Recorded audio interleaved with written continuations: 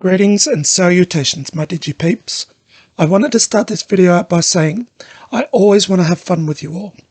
I want this to be a place where you can come and enjoy movie reviews, breakdowns on TV shows, pop culture news, or even just listen to some of my crazy ideas. With that in mind, I have been debating whether or not to do this video, and I was not going to touch on this.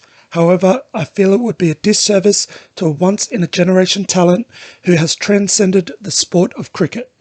Shane Warne, the king of spin, who has unfortunately fell to a heart attack in Thailand on the 4th of March 2022. I am sure there is many of you out there who don't know the name of Shane Warne. If you are a fellow Aussie like me, you know exactly who I am talking about. This video is not only to educate, but celebrate the life of one hell of an Australian citizen. A great celebrity, a fantastic mate, and an inspirational sports star who will be missed by many. So, if you live outside of Australia and you don't know about the game of cricket, let me give you a small rundown.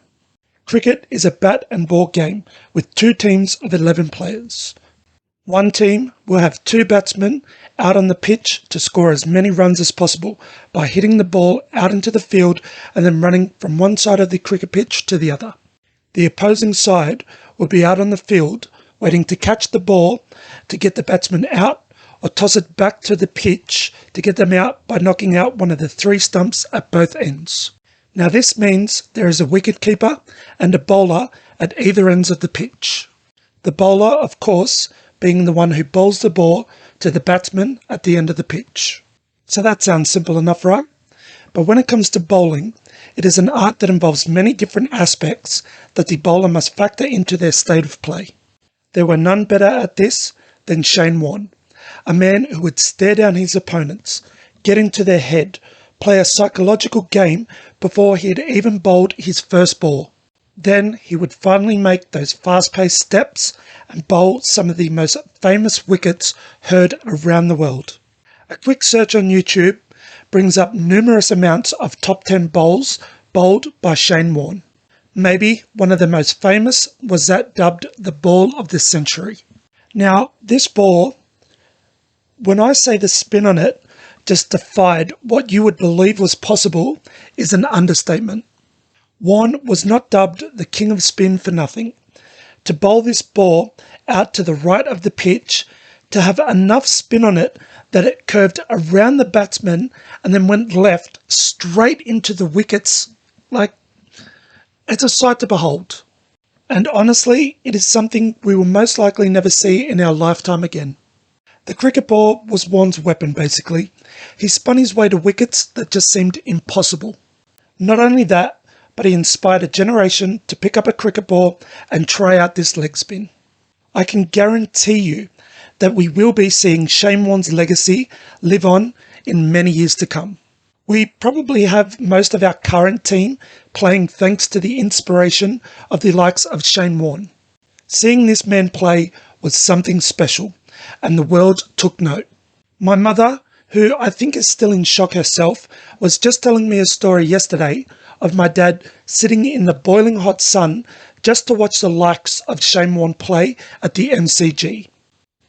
He was beetroot red after the game, and I can guess he did not regret a single moment. The entire nation is in mourning at the loss of this legend.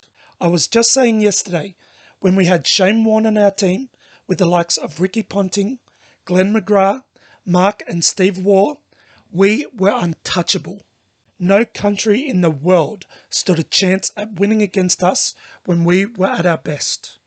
My brother is someone who picked up the game as a kid, and I remember one day when he had friends over. Our bat was broken, but we had a tennis ball. A quick look around the backyard and we found a broken rake and an old wooden toy box set for the dump. We broke off a sled of wood and we took off the rake so that we were left with the wooden pole. Grabbed a power drill and some long screws to drill in the slate into the pole, and we made our very own homemade cricket bat. This is one of my favourite memories I have from my younger years.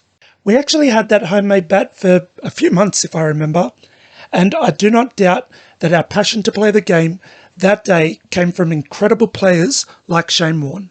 Shane Warne retired from cricket in 2007 when he got his 700th wicket. The man was only 52 when he passed and leaves behind both parents, his brother Jason, his ex-wife Simone, and 3 children. I will never forget where I was when I was told Shane Warne had passed. Thanks for the memories, mate, and I am sure that we will all catch you later on down the road.